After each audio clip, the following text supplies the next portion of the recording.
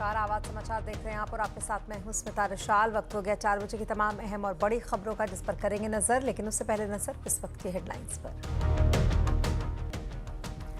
गो first संकट पर company की सफाई। 3 साल से इंजन ना मिलने की दी दुहाई। कहा एनसीएलटी में दिवालिया नहीं बल्कि रेजोल्यूशन के लिए दी है अर्जी। रद्द उड़ानों के टिकट रिफंड करेगी गो फर्स्ट। पैसा अटकने से यात्री परेशान। आगे की उड़ानों को लेकर भी आशंका। सरकार ने कहा हर संभव सहायता करेंगे।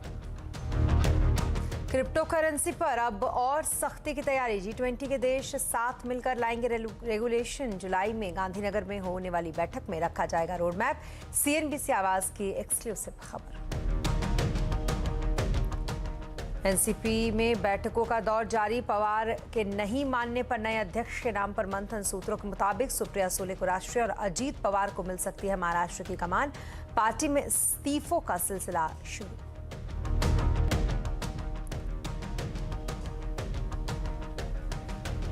कर्नाटक का पीएम मोदी का कांग्रेस पर बड़ा हमला। देश विरोधी शक्तियों के साथ कांग्रेस की साठगांठ। कांग्रेस का पलटवार। प्रियंका बोली भगवा पार्टी कर रही है लोकतंत्र की चोरी। सेम सेक्स मैरिज में केंद्र बनाएगी कमेटी। समलैंगिक समाज को फायदा देने पर कमेटी करेगी विचार। सुप्रीम कोर्ट में सरकार का प्रस्ताव। और बाजार की तेजी पर लगा ब्रेक। 6 दिन की तेजी के बाद निफ्टी गिरावट पर बंद। फेड के फैसले से पहले बाजार पर दबाव।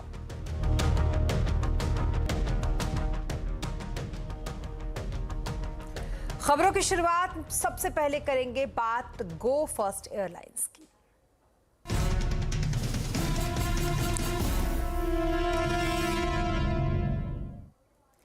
कोविड के झटके को पीछे छोड़ चुकी भारत की एविएशन इंडस्ट्री में एक और बुरी खबर है और एयरलाइंस एक और बंद होने की कगार पर है।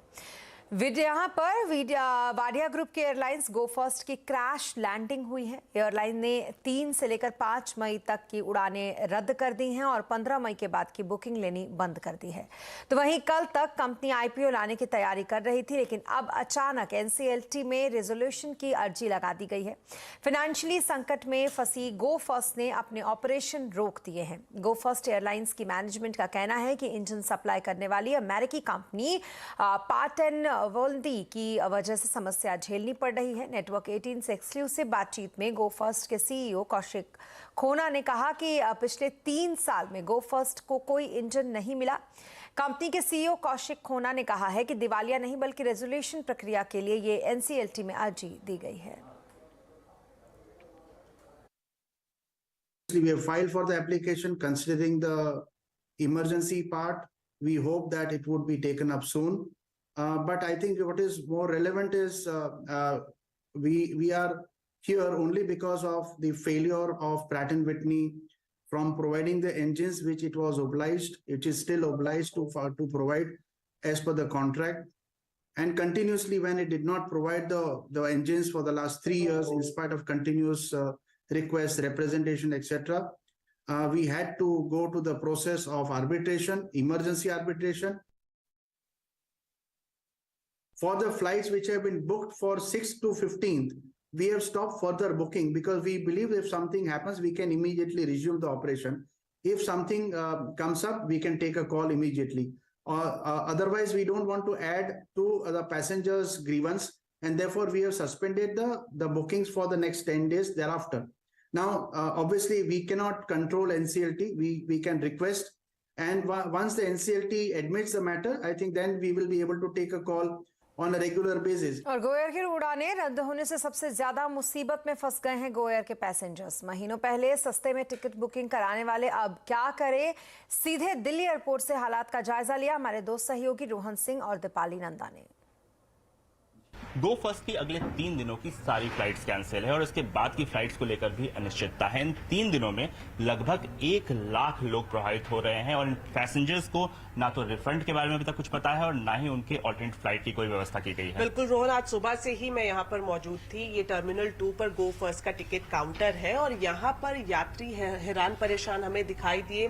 खासतौर पर ये दिक्कत थी कि उन्हें पहले जानकारी ही नहीं दी गई कि आपकी फ्लाइट कैंसिल की जा चुकी है। जब वो इस काउंटर काउंटर पर पहुंच रहे हैं तब उन्हें बताया जा रहा है कि फ्लाइट कैंसिल है और रिफंड भी आपको इंस्टेंट नहीं दिया जाएगा। इसके लिए भी आपको इंतजार करना पड़ेगा अगले 7 से 10 दिनों तक, और इंस्टेंट रिफंड नहीं मिल रहा है, और जो रिफंड मिलेगा वो भी जो उन्होंने रकम भुगतान की है उसके आधे से भी कम। तो ना तो रिफंड मिल रहा है, और अगर दूसरी फ्लाइट की इंस्टेंट टिकट काटने जा रहे हैं तो दोगुना पैसा उन्हें भरना पड़ रहा है। किस तरह की परेशानियां गो फर्स्ट के पैसेंजर्स को झेलनी पड़ रही है, आइए आपको दिखाते हैं।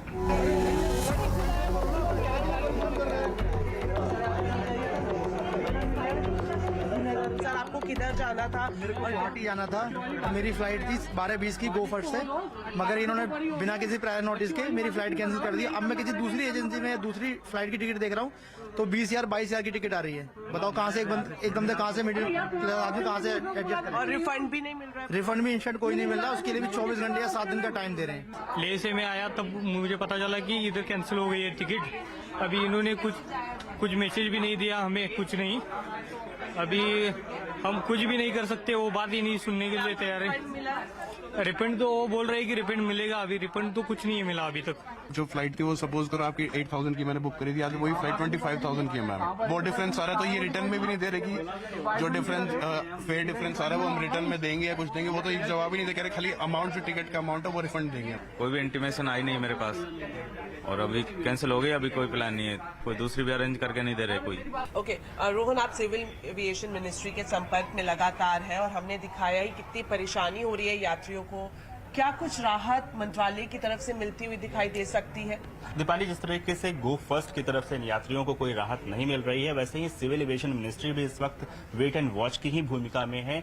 डीजीसीए ने इंस्ट्रक्शन जरूर दिया है, लेकिन इन यात्रियों के पास अभी रिफंड का इंतजार करने और दुगनी कीमत पर दोबारा फ्लाइट बुक कराने के अलावा कोई चारा नहीं है। मैंने इस बारे में सिविल एविएशन मिनिस्ट्री के सीनियर इकोनॉमिक एडवाइजर से बात की, आइए देखते हैं। कैसे समस्या का सॉल्व होगा? क्या सरकार इस पर नजर बनाए हुए गो फर्स्ट का जो पूरा मामला है उसके ऊपर? नहीं, हम लोग नज़र तो बनाए हुए हैं, लेकिन जैसा कि मैंने पहले भी निवेदन किया कि ये चीज़ है जो कि दो प्राइवेट प्लेयर्स के बीच में है। गो फर्स्ट एक है और दूसरा जो ओईएम मैन्युफैक्चरर है, सप्लायर है, वो है। भारत सरकार सिर्फ फैसिलिटेटर बन सकती है, क्योंकि हमारे नागरिकों को असुविधा हो रही है। पैसेंजर की असुविधा को देखते हुए हम लोग फैसिलिटेट कर रहे हैं, हम लोग उसको हाईएस्ट लेवल्स पे डील कर रहे हैं। मगर ये अल्टीमेटली दोनों प्लेयर्स को आपस में सॉर्ट आउट करना पड़ेगा। तो रोहन, बहुत निराशाजनक है कि जिन यात्रियों की फ्लाइट कैंसिल हुई है उनकी कोई व्यवस्था दूसरी फ्लाइट में हो नहीं रही है। ऐसे में आप हमें ये बताएं कि अब रिफंड कैसे हासिल कर सकते हैं पैसेंजर्स? दीपाली, जिस मीडियम के थ्रू आपने टिकट बुक किया था उसी मीडियम से आपको रिफंड मिलेगा। मसलन अगर आपने किसी ऑनलाइन पोर्टल से किया था तो आपको उस ऑनलाइन पोर्टल को संपर्क करना पड़ेगा। आपने किसी ट्रैवल एजेंट के थ्रू किया था तो आप अपने ट्रैवल एजेंट को संपर्क करें, और अगर आपने डायरेक्ट एयरलाइन से करवाया था तो एयरलाइन आपको डायरेक्ट रिफंड करेगी। इसके लिए गो फर्स्ट ने कुछ अपनी जो एक नंबर भी दिया है और एक ईमेल आईडी भी जारी की है, आप उस पर भी संपर्क कर सकते हैं अगर आपकी इस प्रॉब्लम का सॉल्व नहीं होता है। लेकिन ये अगले 3 दिनों के लिए है, उसके बाद की फ्लाइट्स अगर कैंसिल होती है तो दिक्कत है, क्योंकि जैसा कि हमने जेट एयरवेज में देखा था कि जब भी कोई एयरलाइन इंसॉल्वेंसी में जाती है तो उसके बाद जो रिफंड का मुद्दा है वो एनसीएलटी के पास रहता है, तो यहाँ पे भी उसी बात की होने की संभावना यहाँ ज्यादा पर है। ये भी बताना जरूरी है कि इंस्टेंट रिफंड भी नहीं मिलेगा। अगर रिफंड आता है बाय चांस तो उसके लिए भी आपको लंबा इंतजार करना पड़ेगा। बिल्कुल लंबा इंतजार करना पड़ेगा, और ये जो पूरा मामला है इस वक्त उसको लेकर बहुत ज्यादा इस वक्त जो है अनिश्चितता बनी हुई है, खासतौर पे इसलिए क्योंकि सरकार कहना है कि वो इंतजार करेगी एनसीएलटी में क्या होता है। गो फर्स्ट भी कह रही है कि वो इस वक्त लीगल प्रोसेस के अलावा उनके पास कोई रास्ता नहीं है, तो आने वाले कुछ दिनों तक, कुछ महीनों तक कह लीजिए, इस एयरलाइन के दोबारा से रिवाइवल के चांसेस बहुत कम लग रहे हैं। और गो फर्स्ट के पैसेंजर्स को कैसे मिलेगा रिफंड? ऐसी स्थिति में क्या है कंज्यूमर के अधिकार? आज हम कंज्यूमर अड्डा में इसी पर करेंगे चर्चा शाम 5:57 पर।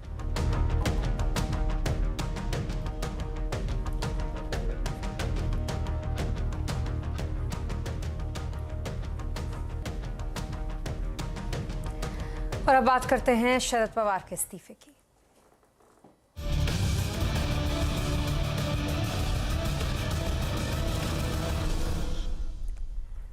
शरद पवार के एनसीपी अध्यक्ष पद से इस्तीफे के बाद से पार्टी के अंदर खलबली मची हुई है। एनसीपी की कमान अब कौन संभालेगा, इसे लेकर पार्टी के अंदर मंथन चल रहा है। एनसीपी के बड़े नेताओं के बीच बैठकों का दौर जारी है। पवार को मनाने की कोशिश भी हो रही है। सूत्रों के मुताबिक आज एनसीपी के नए अध्यक्ष का प्लान हो सकता है। पवार की बेटी सुप्रिया सुले एनसीपी की नई राष्ट्रीय अध्यक्ष हो सकती हैं, जबकि भतीजे अजीत पवार को महाराष्ट्र की कमान एनसीपी में मिल सकती है। शरद पवार के इस्तीफे के बाद एनसीपी में दूसरे नेताओं के इस्तीफे की भी झड़ी लग चुकी है और लगातार इस्तीफे का दौर यहां जारी है। एनसीपी के राष्ट्रीय महासचिव जितेंद्र आह्वाड ने अपने पद से इस्तीफा दे दिया। इसके अलावा विधानसभा के चीफ व्हिप अनिल पाटिल ने भी अपने पद से इस्तीफा दे दिया। आह्वाड और छगन भुजबल ने कहा है कि पवार को मनाने की कोशिश अभी जारी है। साहब ही इस्तीफा देते हैं तो साहब के ऊपर हम दबाव निर्माण करना चाहते हैं कि आप इस्तीफा नहीं दे सकते। जब भारत की राजनीति इतनी गरमाई हुई है, पूरे भारत के संविधान को जब धोखा पहुंच रहा है, तो साहब नहीं जा सकते। मैं कोई सुझाव विझाव नहीं दूंगा। मेरा सुझाव एक ही है, पवार साहब रहने चाहिए। 1-2 दिन में जो है साहब अगर नहीं मानते हैं तो फिर कमेटी की मीटिंग जो है बुलाई जाए और उसमें जो है सब तय किया जाएगा। और पवार के इस्तीफे के क्या है मायने और इसका महाराष्ट्र की पॉलिटिक्स पर क्या होगा असर, आज आवाज अड्डा में इसी पर करेंगे बड़ी चर्चा। शाम 7:57 पर।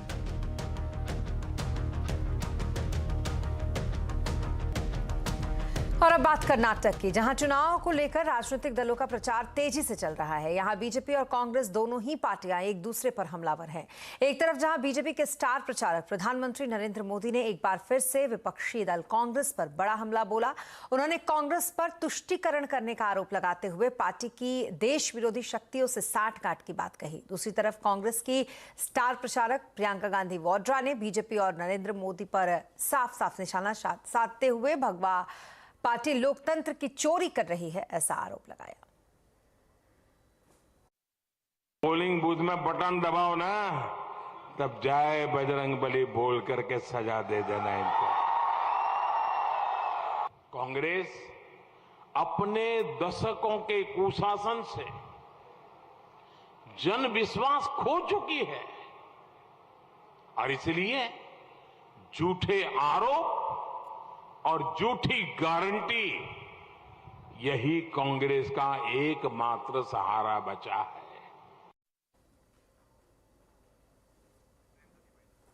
और इसके अलावा प्रियंका गांधी भी चुनाव प्रचार में जुटी हुई हैं। विजयपुरा में उन्होंने चुनाव प्रचार किया। इस दौरान उन्होंने चुनावी जनसभा को संबोधित करते हुए बीजेपी पर चोरी की सरकार होने का आरोप लगाया। 3.5 सालों से इनकी सरकार रही है, क्या किया इन्होंने? महंगाई इतनी बढ़ चुकी है कि आप जैसे मैंने कहा कुछ खरीद ही नहीं पा रहे हैं। किसान त्रस्त है, परेशान है, आप जवाब ही नहीं मांगते।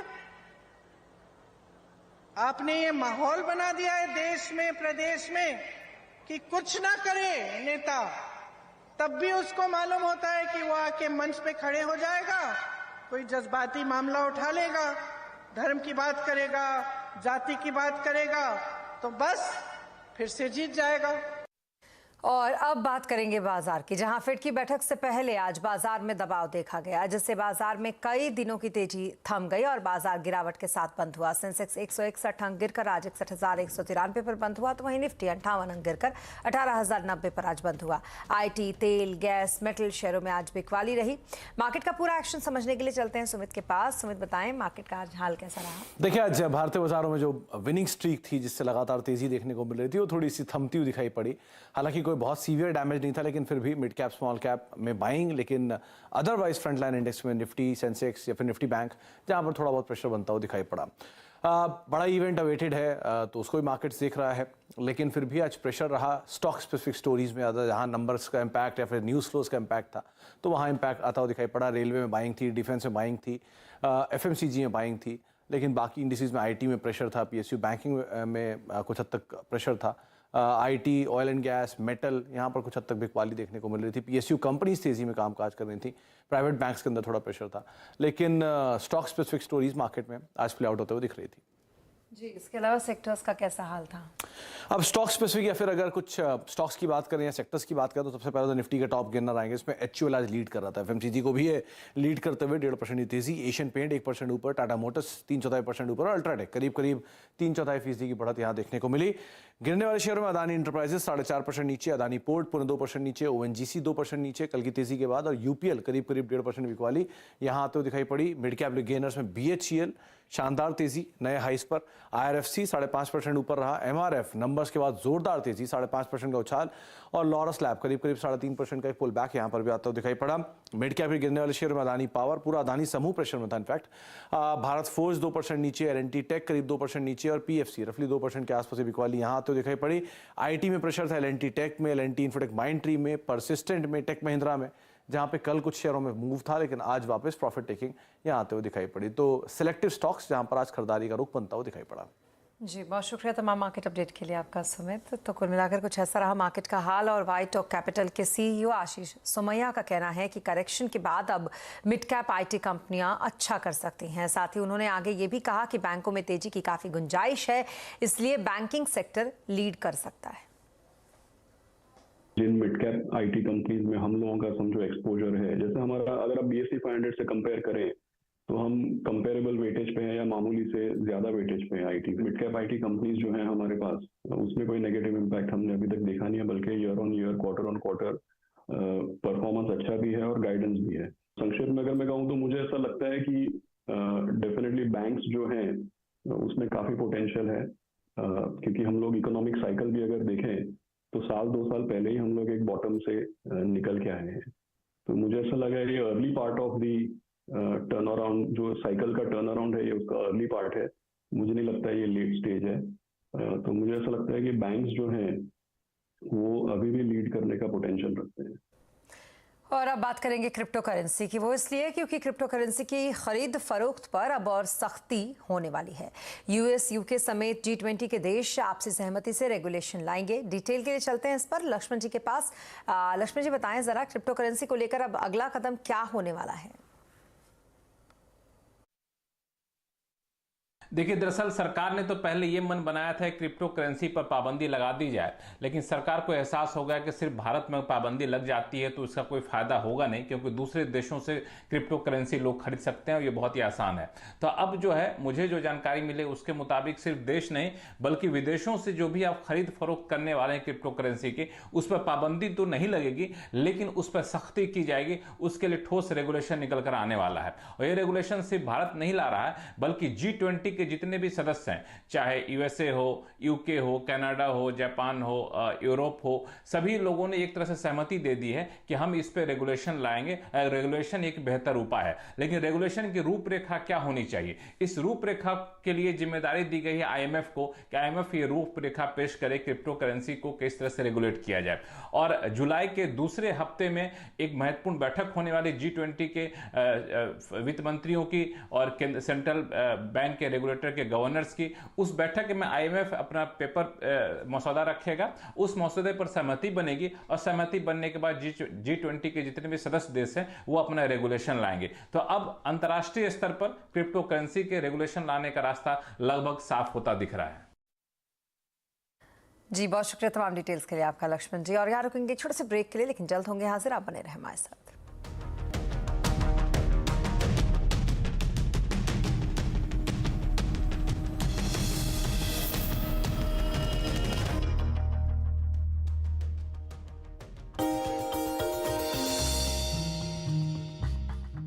डू यू नो में आज हम बातचीत करने वाले हैं देश की सबसे बड़ी पेंट कंपनी एशियन पेंट के बारे में। दरअसल इसका इतिहास तो काफी पुराना है, लेकिन कुछ इंटरेस्टिंग फैक्ट में पहला फैक्ट तो ये कि ये मार्केट कैप के लिहाज से दुनिया की दूसरी सबसे बड़ी पेंट कंपनी है। दूसरा फैक्ट, रेवेन्यूज के लिहाज से एशिया की दूसरी सबसे बड़ी पेंट कंपनी है और देश की सबसे बड़ी पेंट कंपनी तो ऑलरेडी है। इसके अलावा 80 साल पहले इस कंपनी की शुरुआत हुई थी एक गैरेज में, जो कि गिरगांव मुंबई में ये गैरेज है, और 4 फ्रेंड्स ने मिलकर इस कंपनी की शुरुआत की थी। और वहां से धीरे धीरे फेरबदल के बाद आज आप खुद ही जानते हैं किस तरह का बड़ा नाम, किस तरह की बड़ी पैठ ये कंपनी ऑलरेडी मेंटेन करती है। एक ऐसा भी समय था वर्ल्ड वॉर 2 में जब ज्यादातर पेंट इंपोर्टर्स जो थे वो बैन हो गए थे, लेकिन उस सिचुएशन के बाद आज की सिचुएशन तक आते आते देश की नंबर 1 पेंट कंपनी के तौर पर शुमार होते हुए दिखाई पड़ी है। इसके अलावा एक और इंटरेस्टिंग फैक्ट ये भी है कि जो इस कंपनी का लोगो है या मैस्कट है गट्टू, उसकी शुरुआत जो है वो लेजेंडरी इलस्ट्रेटर RK लक्ष्मण साहब ने की थी। और उस समय पर एक कॉन्टेस्ट भी रन किया गया था कि जो उस मैस्कट का नाम तय करेगा उसको इनाम दिया जाएगा 500 रुपए के आसपास का। करीब 47,000 एंट्रीज आई उस नाम के लिए ही महज, और उसके बदले में 2 लोग जो कि मुंबई में थे, उन्होंने इस मैस्कट का नाम गट्टू तय किया। गट्टू आपको याद होगा, वो मैस्कट था जो कि एक बच्चा जिसके हाथ में एक बाल्टी होती थी और एक पेंट ब्रश होता था।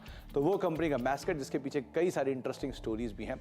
और इस तरह कुछ इंटरेस्टिंग फैक्ट के साथ आप सुन रहे थे दुनिया की दूसरी सबसे बड़ी in terms of market cap, Asia की दूसरी सबसे बड़ी इन टर्म्स ऑफ रेवेन्यू और देश की सबसे बड़ी पेंट कंपनी एशियन पेंट्स के बारे में। कुछ और फैक्ट लेकर भी आते रहेंगे।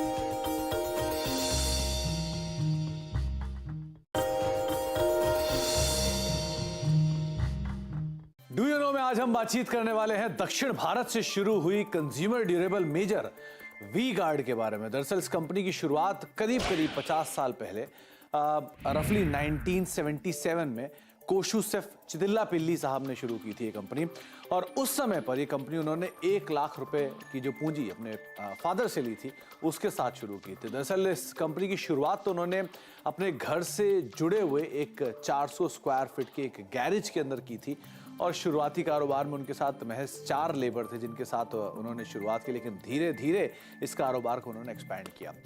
वी गार्ड का शुरुआती बिजनेस जो था वो बहुत ही इंटरेस्टिंग ये बात है कि जो गांव में जहां से उन्होंने कामकाज शुरू किया तो उस गांव में काफ़ी बिजली को लेकर फ्लक्चुएशंस होती थी और उस फ्लक्चुएशन से डील करने के लिए उन्होंने वहां पर वोल्टेज स्टेबलाइजर के साथ शुरुआत की और धीरे धीरे वोल्टेज स्टेबलाइजर की डिमांड बढ़ती गई और उसी के साथ ही कंपनी का कारोबार भी बढ़ता गया और अलग अलग कंज्यूमर ड्यूरेबल क्षेत्र के अंदर कंपनी एक्सपैंड करते हुए दिखाई पड़ी। कुछ और इंटरेस्टिंग फैक्ट में एक फैक्ट ये भी है कि वी गार्ड